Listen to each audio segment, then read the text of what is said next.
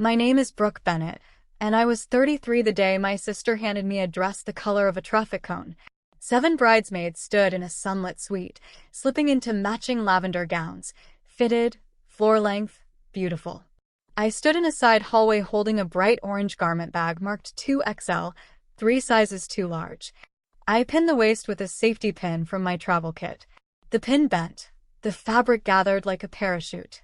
When I asked Sloane about it, she tilted her head and smiled. It was the only one left.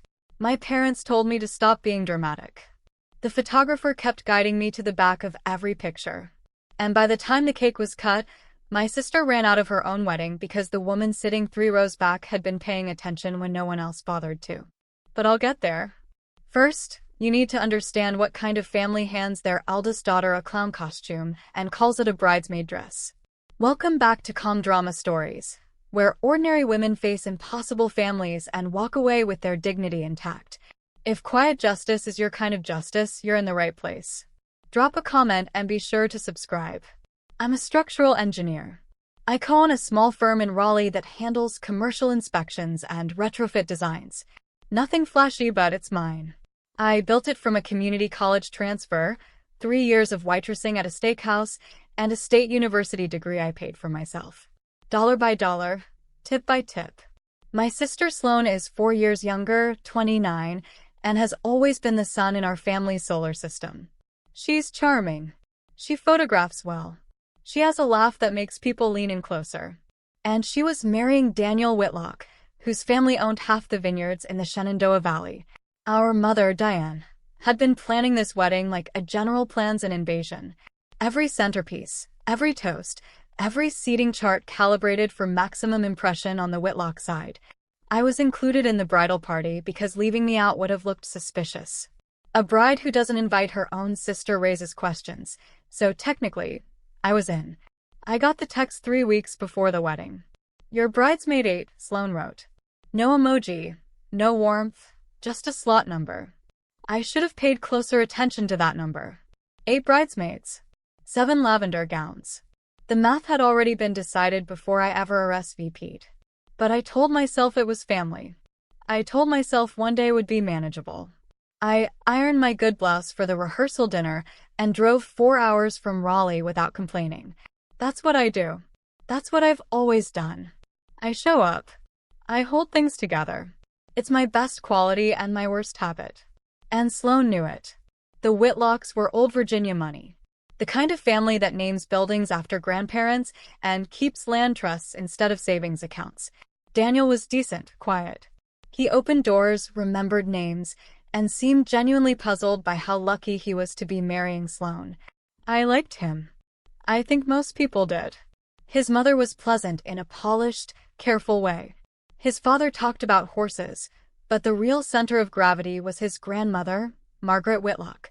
She was 79, small, silver-haired, with posture like a steel beam.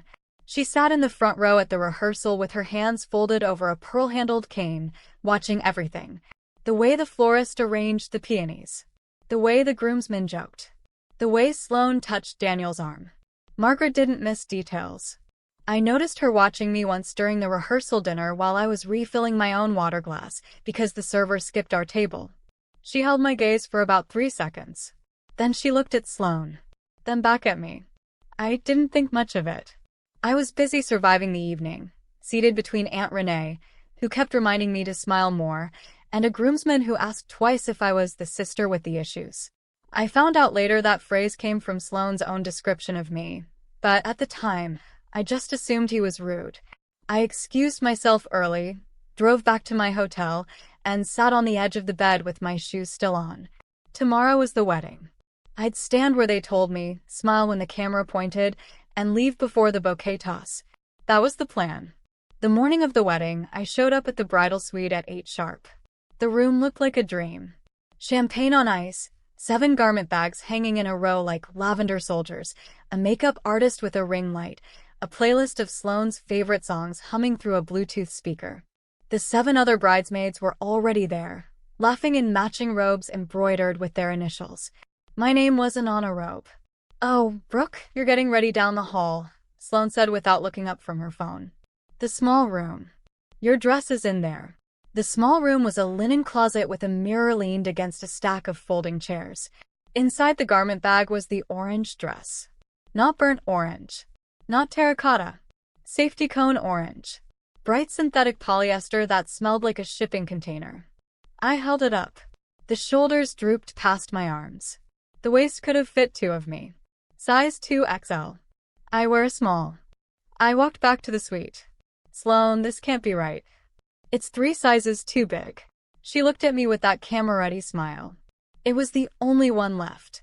Behind her, Aunt Renee adjusted her own flawless lavender sash. "Stop being dramatic," Renee said. "It's not about you." I stood there holding the dress like a deflated balloon, and nobody in that room, not one of the 7 women in matching gowns, said a word. I went back to the linen closet. I pinned the waist with 2 safety pins. One kept slipping. The polyester was too slick to hold. I looked into the mirror and saw exactly what they wanted me to see. Someone who didn't belong. I found my mother in the hallway outside the bridal suite, adjusting the bow on a flower girl's sash. Diane Bennett, at 58, was a woman who dressed for the life she believed she deserved, not the one she actually had. Today, that meant a slate blue mother-of-the-bride suit with pearl buttons and shoes matched perfectly to her handbag. "Mom, the dress doesn't fit. It's enormous, and it's orange. Can we swap with one of the spares?" She didn't look up. "What spares?" I saw a rack inside the suite. There were at least 2 extra lavender gowns hanging. "Those are for emergencies." "This is an emergency." She straightened and finally met my eyes. Her expression was the one she used when I asked for things as a child. Patient. Practiced. Closed. "Brooke, don't ruin your sister's day. You know how hard she's worked for this." I stared at her. Worked hard. Sloan, who'd never kept a job longer than 8 months. Sloan, who borrowed money from our parents every quarter and called it bridging. Sloan, who was marrying into the Whitlock family the way some people apply for grants, with a polished application and a carefully curated backstory. "Just wear the dress," Mom said. "Nobody's looking at you anyway." She turned back to the flower girl. I stood in the hallway, the orange polyester scratching my arms, and watched her walk away. 2 spare lavender gowns hung on a rack 10 feet from where I stood. One of them was close to my size. I'd seen the tag. It was the only one left. That was a lie. I knew that now. I just didn't yet understand how deep the lie actually ran. Let me tell you about my grandmother, Ruth Draper. She raised 5 children in a house with 1 bathroom and a garden that fed half the block. She quilted. She baked cornbread that could make a grown man cry. And when she got sick, emphysema first, then a stroke that took the use of her left side, I was the one who moved in. I was 28, 2 years into my first engineering job, and I rearranged my entire life around her medications and physical therapy appointments. 3 years. I bathed her. I read to her. I held her hand on nights when she forgot where she was. Sloan visited twice. Once for Thanksgiving. Once when she needed Gran to sign paperwork for a car loan cosign. Mom came on holidays. Dad called on Sundays. I was there every other day. Gran died at 84 on a Tuesday with her hand in mine, and the quilt she'd made for my college graduation folded across her lap. I mention this because of something I overheard at the rehearsal dinner. Sloan was talking to Daniel's aunt, a thin woman wearing emeralds, and she was telling a story about caring for my grandmother through her final days. She used that phrase, *final days*, like she'd been there. I only caught part of the conversation before Renee pulled me away to help with the gift table, but I heard enough. Sloan was telling Gran's story. She was telling my story. I didn't confront her. I told myself I'd misunderstood. That's the thing about being the responsible one. You give people credit they haven't earned because the alternative means admitting your family is something you can't fix. The ceremony was at 4 o'clock in the Whitlock family's private garden. Boxwood hedges. A stone arch draped in white roses. 200 chairs lined across a perfectly manicured lawn. I stood at the far edge of the bridal line, half a step behind the last lavender gown, so close to the end that my left shoulder sat behind the arch. From the guest's perspective, I was a smudge of orange at the edge of a lavender painting. The processional music began. 7 bridesmaids glided down the aisle in synchronized elegance. Same fabric. Same cut. Same dyed to match heels clicking against the flagstone in unison. Then me. Orange polyester catching the late afternoon sunlight like a hazard vest. No matching shoes. No one had thought to tell me the heel color.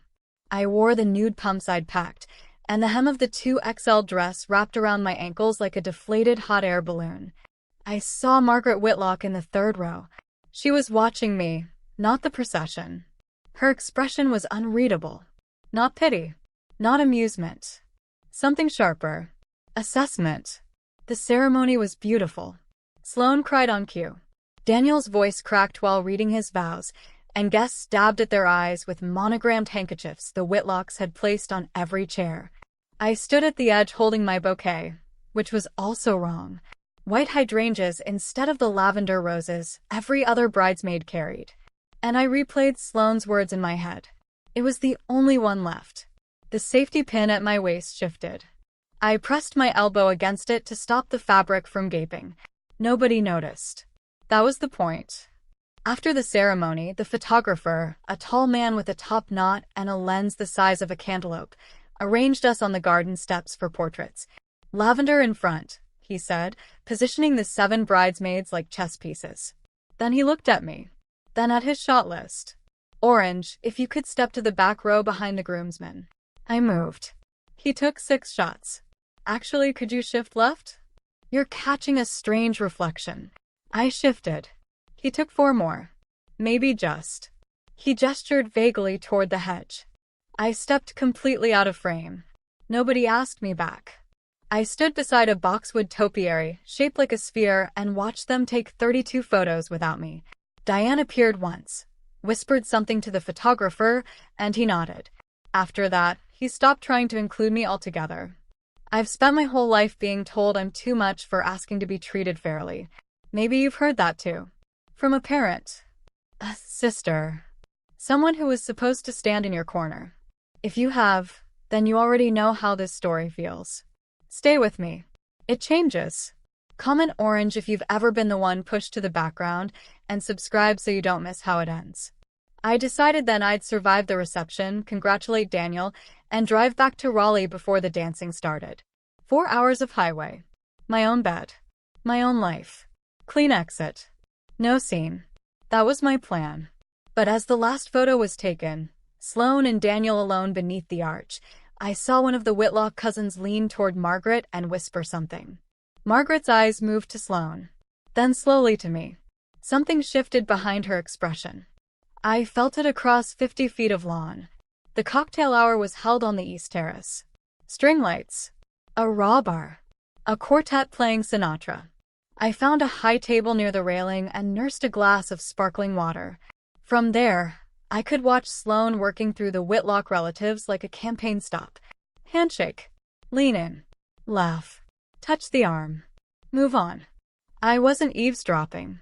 I was standing 8 feet away when I heard her say it. I put myself through school, Sloane told a silver-haired woman in a green wrap dress. Daniel's great-aunt, I think. Community college first, then state. Waitressing nights. Nobody handed me anything. My hand tightened around my glass. Those were my words. That was my life. Sloane had dropped out of a private liberal arts college after 3 semesters and spent the next 2 years finding herself in Charleston on our parents' dime. She'd never waited a table in her life. And the engineering work? The great-aunt asked. Structural engineering? Sloane smiled without hesitation. Small firm stuff, but it's incredibly rewarding to build something real. I set my glass down carefully. Structural engineering. My degree. My company. My 12-hour days studying blueprints and crawling beneath bridges with a flashlight and measuring tape. She stood there in a $5,000 wedding gown telling strangers she was me. The great-aunt nodded, impressed. Daniel's lucky to have found someone so self-made. Sloane touched her collarbone, a gesture I'd watched her rehearse in mirrors since she was 16. I just believe in earning your place, she said. I picked up my glass, took a sip, set it down again. The sparkling water had gone flat. I kept my face still, but something behind my ribs was doing math I didn't want to finish. I found Sloane near the dessert table 20 minutes later, adjusting a tier on the macaron tower. Can I talk to you for a second? She glanced at me the way someone glances at a fly near their plate. Make it quick. I kept my voice low.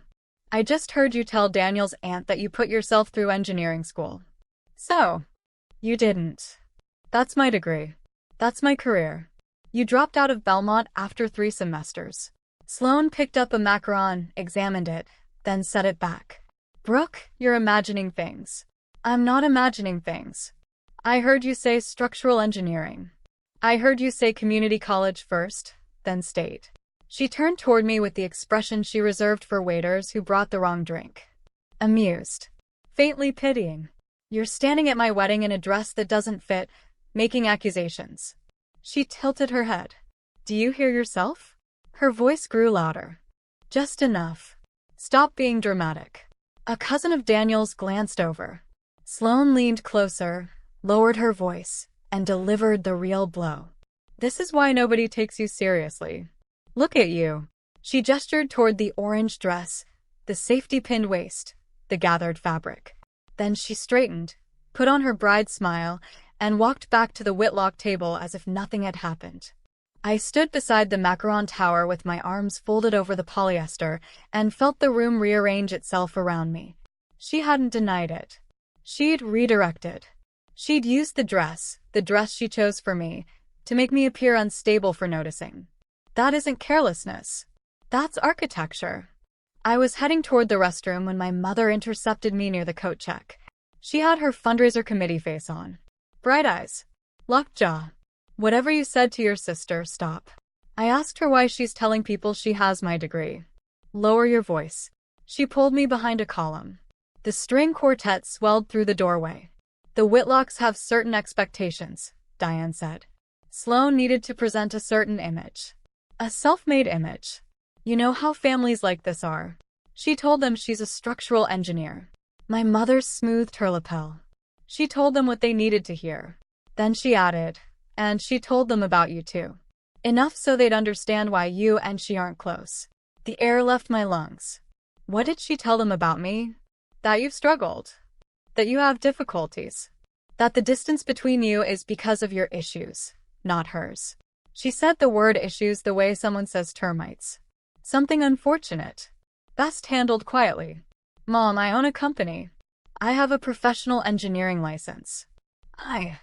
And nobody here needs to know that.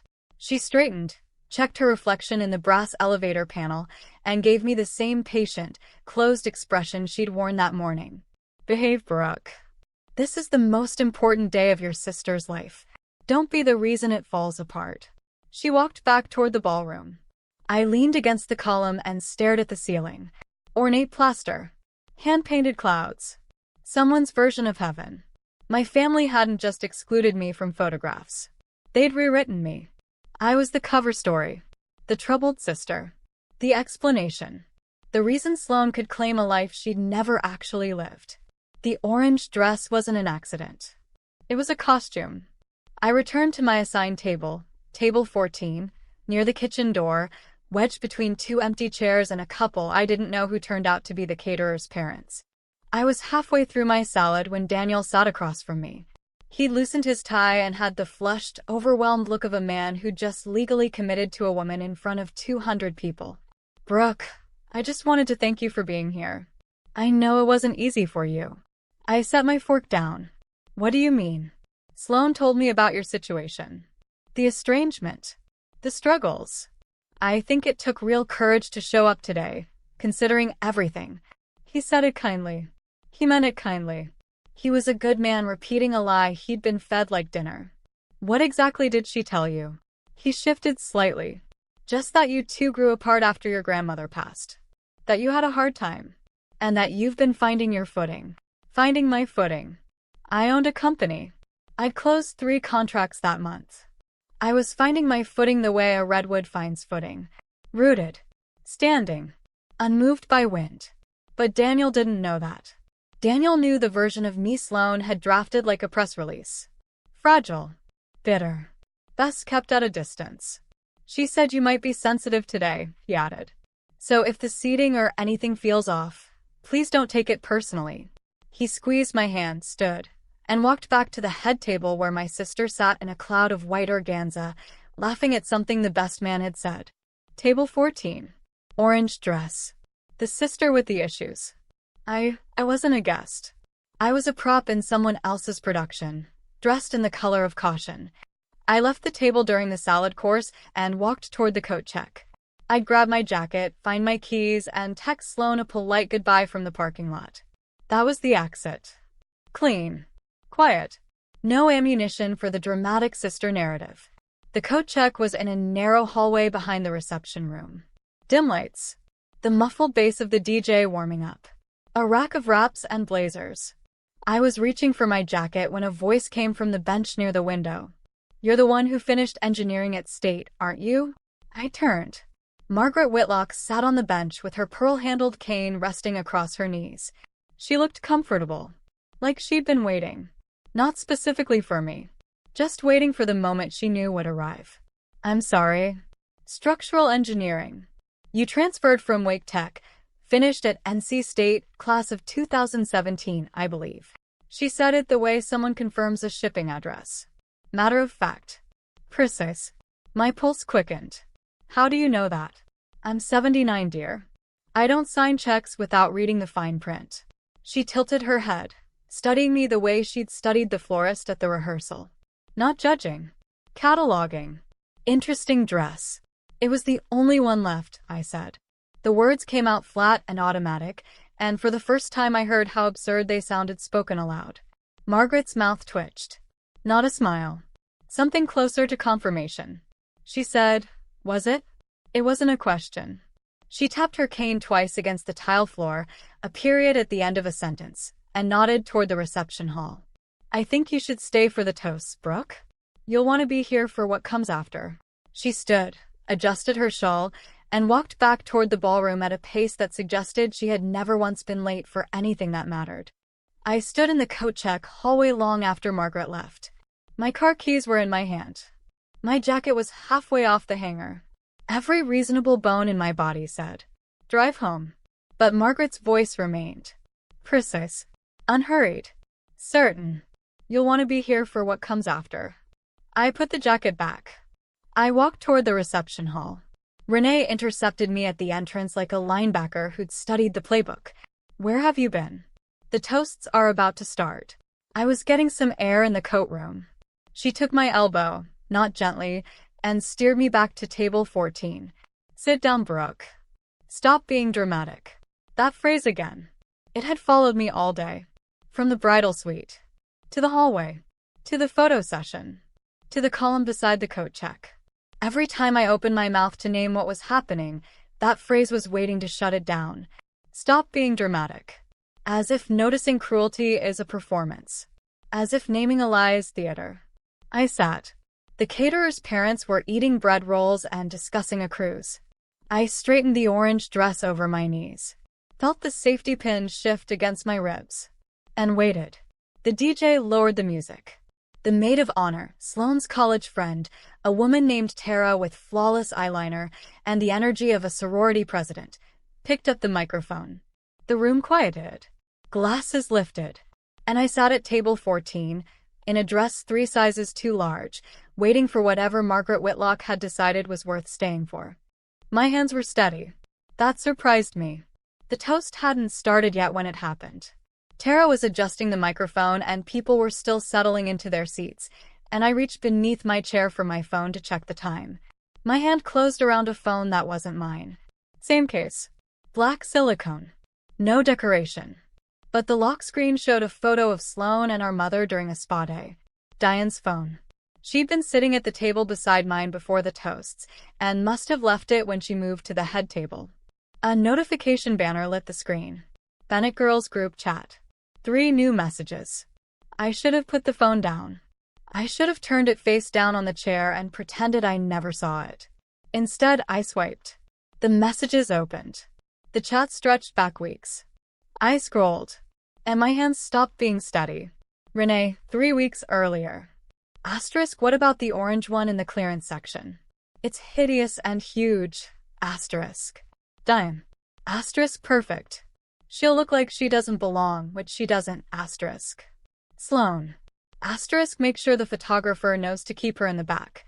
If she's in front, Daniel's family will wonder why she looks like that. Asterisk. Dime. Already handled. There was more. Screenshots of what Sloane had told Daniel's family. A narrative so complete it read like a dossier. My career became hers. My degree became hers. Gran's final years became hers.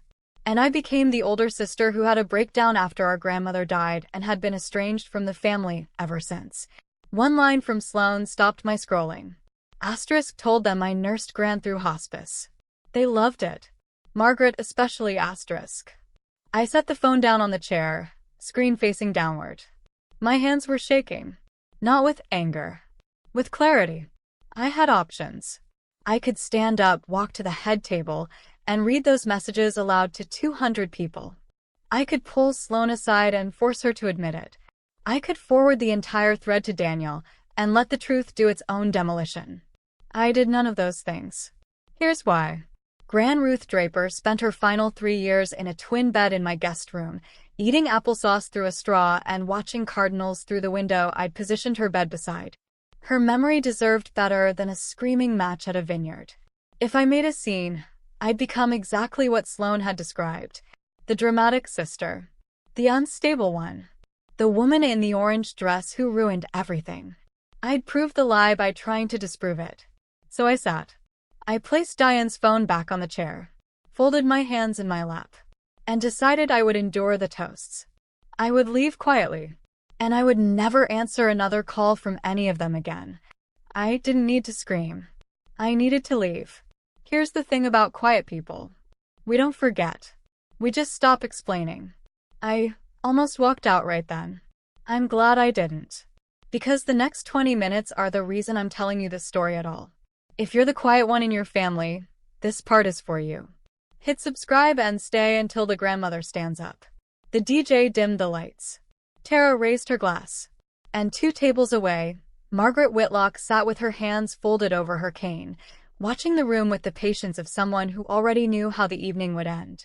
Tara's toast was polished. She'd rehearsed it. You could tell by the pauses, by the way she landed each emotional beat with the precision of a metronome. She talked about Sloane's incredible journey. She talked about resilience. She talked about a woman who put herself through school, built a career with her own hands, and cared for her beloved grandmother through her final days. Every word was a brick from the house Sloane had built on top of my life. I sat at table 14 in my orange dress with my hands folded and listened to a stranger eulogize my biography while crediting it to my sister. The room was captivated. Daniel wiped his eyes with the back of his hand. Diane beamed from the head table like a woman watching her investment pay dividends. The Whitlock relatives nodded. Approving. Impressed. Satisfied that their Daniel had married well. To Sloane, Tara said, raising her glass. The strongest woman I know. 200 people lifted their champagne flutes. I lifted my water glass. Across the room, Margaret Whitlock did not raise hers. She was watching me. Not Sloane. Not Tara. Not Daniel. Me. She was reading something in my expression. Or maybe she was reading the absence of something. No outrage. No tears. No dramatic exit. Just a woman in the wrong-colored dress, sitting at the wrong table, hearing her own life story recited under someone else's name, and choosing not to shatter the glass in her hand. Margaret held my gaze for 3 seconds. Then she set down her napkin, placed both hands on her cane, and began to stand. When Margaret Whitlock stood, the room noticed. She wasn't a woman who rose without purpose. In a family where money stayed quiet and power was inherited, Margaret was the signature on the final page, the one that made everything official. The conversations around me faded. Heads turned. The DJ who'd been cueing the next song paused. Even Tara, still holding her champagne flute, stepped sideways as if yielding the floor by instinct. Margaret didn't approach the microphone. She didn't raise her voice. She placed one hand on her cane and with the other, gestured toward a young man at the Whitlock table, her grandson's cousin, I think, who offered his arm. She accepted it. Then she began walking. Not toward the head table. Not toward the dance floor. Toward the back of the room. Toward table 14. The room followed her with their eyes the way a compass follows north. You could hear the rustle of napkins, the creak of chairs turning, the soft intake of breath from people who understood Margaret Whitlock did not take casual walks during wedding receptions. Sloane noticed. I watched her face shift. The smile remained, but the muscles beneath it recalibrated. She touched Daniel's arm. He looked toward Margaret, then back at Sloane with a question beginning behind his eyes. Diane half rose from her chair. Renee went still, champagne flute frozen halfway to her lips. I sat in my orange dress at the back of the room and watched a 79-year-old woman in a pewter silk jacket cross a ballroom the way a verdict crosses a courtroom. Slowly, inevitably, with the full weight of what comes next. I should explain something I only learned later. What Margaret had done in the weeks before the wedding. The Whitlocks had a tradition. Before any marriage involving the family trust, Margaret personally reviewed the union. Not with lawyers. Not with private investigators. With phone calls. Conversations. And the social network of a woman who had been a pillar of Shenandoah Valley society for 50 years. She made 3 calls. The first was to the director of the assisted living community where Gran had received homemade support in her final year. The director remembered Brooke Bennett, the granddaughter who came every day, who brought cornbread, who slept in a chair beside the hospital bed during the final week. She did not remember a Sloane. The second was even simpler than a phone call. Margaret found NC State's public commencement archive online, the one published every May with full graduate names and degree programs. Brooke Bennett, Bachelor of Science, Structural Engineering, 2017, ***. No Sloane Bennett appeared on any list. Not that year. Not any year. The third call was to a woman named Janet Hubbard, a neighbor from my grandmother's old street, who told Margaret everything. That Sloane hadn't visited Gran more than twice in 3 years. That I had moved in and handled the medications and hospice paperwork. And that after Gran's funeral, Sloane took the pearl earrings from Gran's dresser and never mentioned them again. Margaret didn't confront Sloane before the wedding. She told me later she wanted to see how the family behaved in public. Whether the lie belonged to Sloane alone, or whether the entire Bennett family had agreed to stage it. The orange dress answered that question. The photographer answered it again. And Diane's careful management of every frame, every seat, every word I was allowed to speak. That answered it completely. By the time Margaret stood at the reception, she already knew everything. She just needed the room to know it too. Margaret reached table 14. The young cousin released her arm and stepped back. The ballroom had gone silent now. The specific silence of 200 people watching something they don't entirely understand but know they shouldn't miss. I started to rise. "Please don't get up," Margaret said. She lowered herself into the empty chair beside me, the one that had stayed vacant all evening because nobody wanted to sit beside the sister in the orange dress. She set her cane against the table. Then she reached over and took my hand. Her fingers were thin and cool, her grip precise, the way you'd hold something you intended to keep. The chandelier light caught the orange polyester of my dress, making it vivid, almost electric. For 3 hours, that dress had been a costume designed to make me disappear. Now, with Margaret Whitlock holding my hand in front of every guest, every Whitlock cousin, every carefully arranged lavender bridesmaid, the dress became a spotlight. You couldn't look away from it. The silence stretched. At the head table, Diane pushed back her chair. I could see the calculations behind her face. She was composing her interception, rehearsing the spin, preparing to manage this moment the way she had managed every other moment that day. Sloane's smile remained in place, but her eyes had gone flat. The kind of flat that appears when someone realizes the ground beneath them has been hollow all along. Daniel was looking at Margaret with the confused, alert expression of a man who trusts his grandmother more than he trusts the evening. Margaret squeezed my hand once. Then she turned toward the room. Diane got there first. She crossed the ballroom in 4 seconds, heels clicking, pearl buttons catching the light, her fundraiser smile operating at full brightness.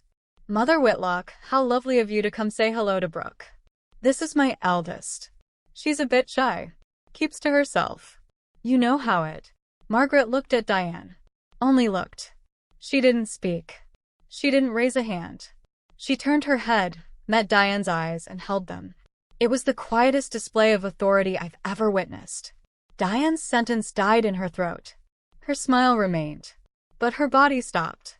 One foot slightly ahead of the other, frozen mid-step, like a woman who had walked into a glass door she hadn't seen. "I wasn't finished, dear," Margaret said. Her voice was even, conversational, the tone someone might use to correct a seating arrangement. But the room heard the steel beneath it, and the room went still. Renee, who'd been half a step behind Diane, took one look at Margaret's expression and sat back down. She didn't say a word. Her champagne flute landed on the table with a small, defeated click. Margaret turned back to me. Her hand still held mine. "Brooke," she said, "I'd like to ask you something, and I'd like you to answer honestly. Not for me. For my grandson." I nodded. She was looking at me the way Gran used to when she wanted the real answer, not the polite one. "Did you care for your grandmother during her illness?" The room leaned in. "Yes," I said. "For 3 years. Until the end." Margaret nodded slowly, like someone confirming arithmetic they'd already completed. "And your degree?" "Civil engineering." "NC State." "That's yours." "Structural engineering." "Yes." "And the firm in Raleigh?" "Mine." "Co-owned with my business partner." 6 years. She didn't react with surprise. She reacted with completion. The final piece of a puzzle she had already assembled, clicking into place in front of witnesses. I could have said more. I could have listed every lie Sloane told, every credit she stole, every message from the group chat I'd seen on Diane's phone. I had enough ammunition to level the room. I didn't use it. I answered Margaret's questions with facts. Short, direct, verifiable. That was enough. Because truth doesn't need volume. It only needs someone willing to ask the right questions out loud. The guests at the nearby tables had gone silent. The Whitlock great-aunt in the green wrap, the one Sloane told about her engineering career, was staring at Sloane with the expression of someone recalculating a tip. Daniel had turned fully in his chair. He wasn't looking at Margaret anymore. He was looking at Sloane. "Sloane told us she built that firm," he said. "Not to me. Not to Margaret. To the air between us." Like a man testing whether the words sounded as wrong spoken aloud as they did inside his head. "She told us many things," Margaret said quietly. Sloane stood from the head table.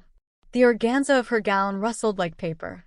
Her face carried that tight porcelain expression of someone whose mask is cracking from the inside. Smile still there, but the structure beneath it beginning to collapse. Sloane laughed. It was her cocktail party laugh. Bright. Dismissive. Designed to make the other person feel small. "Okay, this is getting ridiculous," she said, smoothing her gown with both hands. "Brooke has always been jealous of me. This is exactly what I warned everyone about. She can't stand that today isn't about her." She reached for Daniel's arm.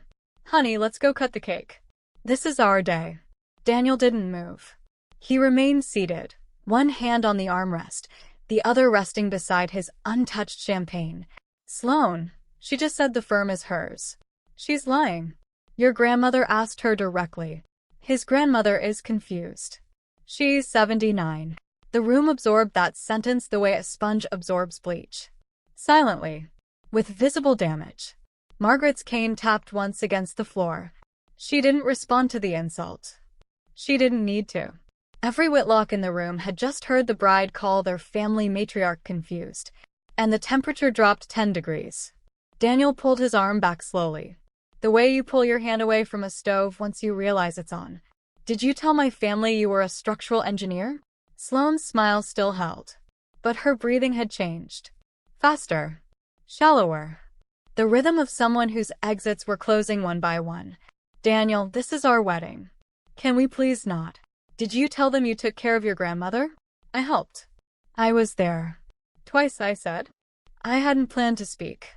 The word came out on its own. Not loud. Not angry. A correction. Like adjusting a decimal point in a structural load calculation. "You visited twice in 3 years." The reception hall took on the suspended quality of a held breath. Forks stayed resting on plates. Napkins remained in laps. Even the caterers paused between the kitchen doors. Sloane looked at me. And for the first time all day, she didn't look rehearsed. There was something else underneath. Fear. Not loud. Not emotional. Structural. The kind that appears when load-bearing walls start to fail and you realize the entire facade has already begun to shift. "You don't know what you're talking about," she said. But her voice had thinned. The polish was gone. Diane stepped forward again, sharper this time. "This is absurd. Brooke has always resented her sister's success. She's making a scene." "Mrs. Bennet." Margaret's voice cut through the room cleanly. 2 words. Not loud. Final. Diane stopped mid-step. "I made 3 phone calls before this wedding," Margaret continued. Still seated. Still holding my hand. Her voice carried the weight of someone who never needed volume to be obeyed. "I spoke with the director of the care facility where Ruth Draper received home health support. I spoke with the alumni office at NC State. And I spoke with your mother's neighbor of 40 years, Janet Hubbard." She paused. Each name landed like a stone in still water. Precise. Verifiable. Undeniable. Diane's face drained of color all at once, like a light switch being turned off. Sloane shifted backward. Her heel caught the hem of her gown. For the first time, she looked unsteady. Margaret turned to me, still holding my hand. "You're not the sister she described." 6 words. No microphone. No performance. Just truth, spoken at normal volume by a 79-year-old woman in a room that had been surviving on fiction. The silence that followed lasted only seconds. But I felt every one of them. Then Margaret continued. Still calm. Still seated. Still holding my hand. "The woman in this dress is Brooke Bennet. She is a licensed structural engineer. She co-owns a firm in Raleigh. She put herself through college working tables, and she spent 3 years caring for her grandmother, Ruth Draper, until Ruth passed away in Brooke's guest room, holding Brooke's hand." Her eyes shifted to Sloane. "Your bride told my family a different story. She told us she did those things. She told us her sister was estranged and unstable. She told us many things, Daniel, and I'm afraid none of them were true."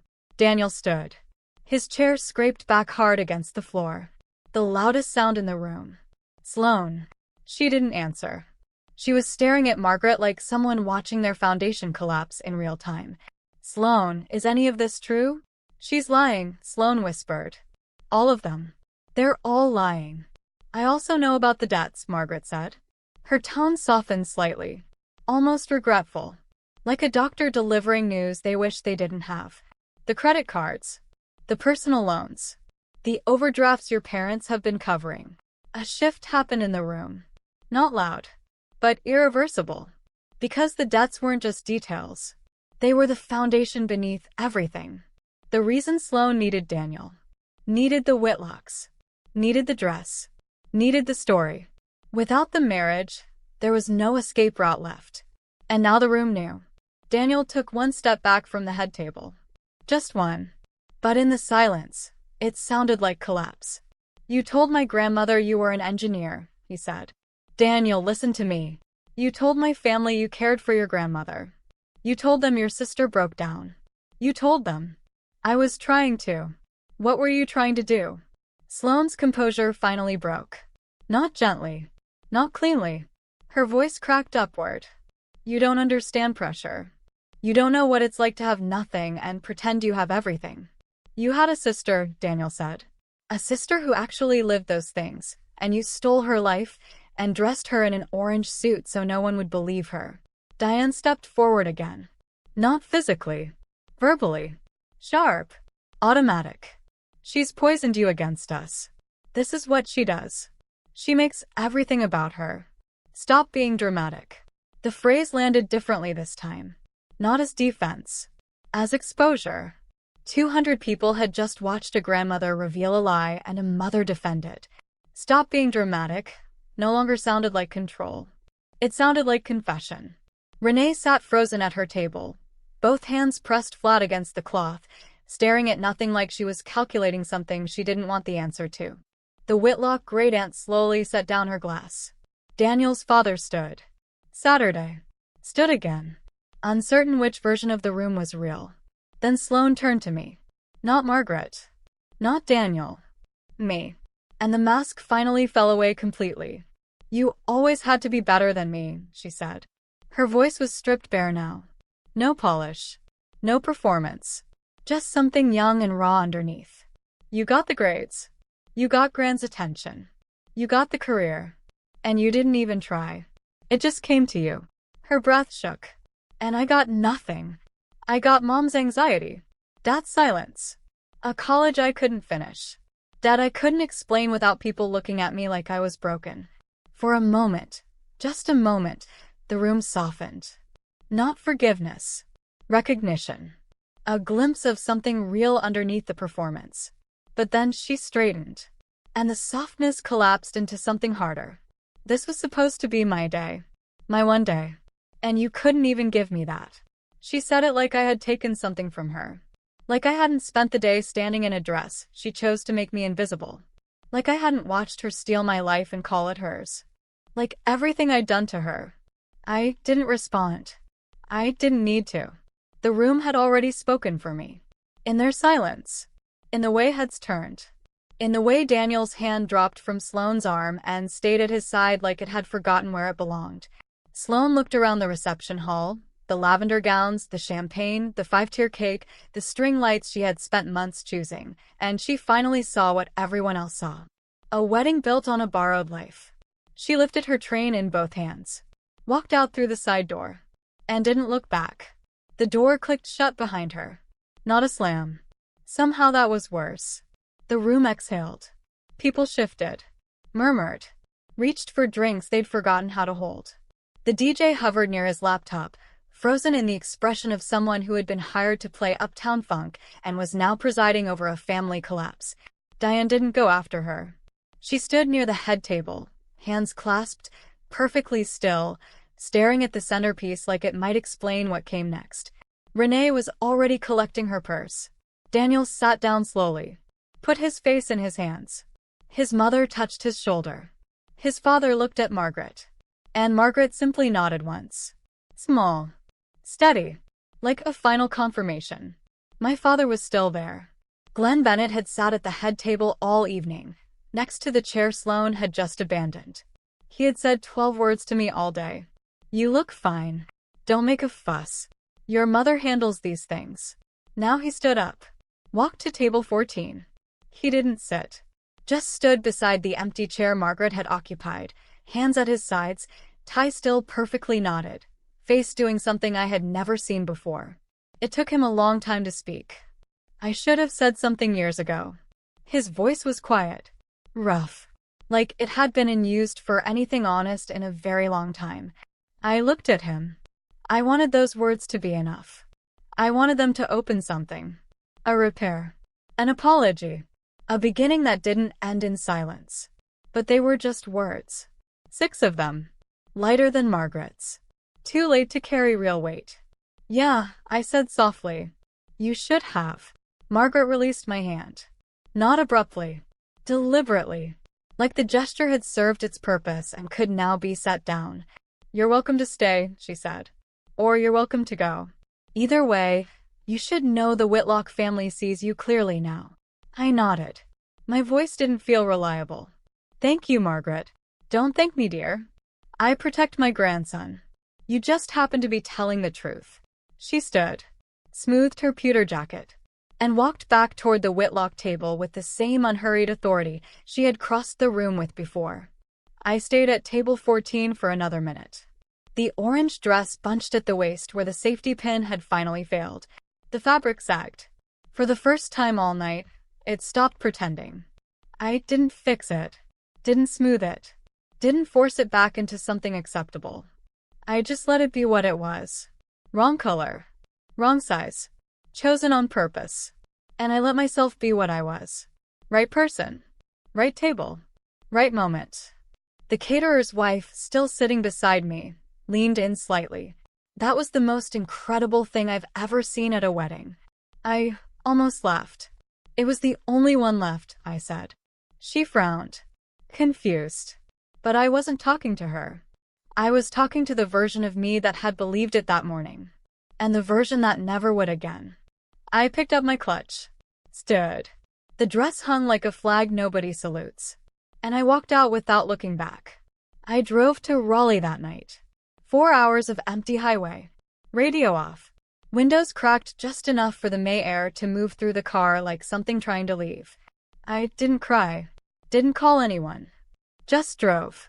Somewhere near the Greensboro bypass, I pulled over. Unzipped the orange dress in the back seat. Put on the jeans and sweatshirt I had packed. And left the dress folded on the passenger seat like something I no longer needed to carry. The marriage was never finalized. The officiant never filed the license. Daniel never signed it. Over the following weeks, the story unraveled in fragments. Simple questions, simple answers, and lies that couldn't hold their shape under pressure. The debts were real. 4 maxed credit cards. A personal loan in Charleston. 2 months behind on rent. The degree was fake. The career was fake. The grandmother story was the worst of all, because she had looked Daniel's family in the eye and used my grief as her credential. The Whitlock family withdrew their blessing and trust support the following Monday. Diane called 3 days after the wedding. I didn't pick up. She called again the next morning. I didn't pick up again. Renee texted. Asterisk, this has gone too far. Call your mother, asterisk. I blocked her number. Glenn didn't call at all. I went back to work on Tuesday. Bridge inspection in Durham. School renovation meeting in Apex. Concrete. Steel. Load calculations. Things that either hold or they don't. Things that don't pretend. My world became smaller. And real. 6 weeks later, Diane and Sloan came to my office. Not my home. My office. Katie knocked on my door. There are 2 women downstairs. They say they're your family. I almost told her no. I really did. Then I went down. We met in the small conference room with the whiteboard and framed permits. Diane looked thinner. Sloane's roots had grown out. They sat close together. Diane spoke first. We need your help. I didn't sit. Our reputation is your reputation, she said. No, I said. It's based on a story you stole from me. Diane opened her mouth. Closed it. Sloane stared at the table. Bills, Diane said quickly. The apartment. The cards. Daniel's family won't respond. If you could just talk to Margaret, explain it was a misunderstanding. It wasn't a misunderstanding, I said. I read the messages. You planned it. Silence. Heavy. Final. I'm not talking to Margaret, I continued. I'm not fixing this. I'm not calling anyone. I'm not covering anything. I'm not rewriting your story so it's easier to live in. I stood up. I'm not angry. A pause. I just don't have anything left to give you. Diane started to speak. The old word forming again. Dramatic. I watched it rise in her face and disappear before it reached her mouth. I'm not being dramatic, I said quietly. I'm done. The people who hand you the ugliest dress are usually the ones most afraid of what you'll look like when you finally stop shrinking. That's my story. 1 orange dress. 7 shades of lavender. And 6 words from a woman who simply paid attention. If you've ever been pushed to the back of someone's photo, take this as your reminder. You don't need a microphone to tell the truth. You just need to stop making yourself smaller. If this reached you, pass it on. And I'll see you in the next one.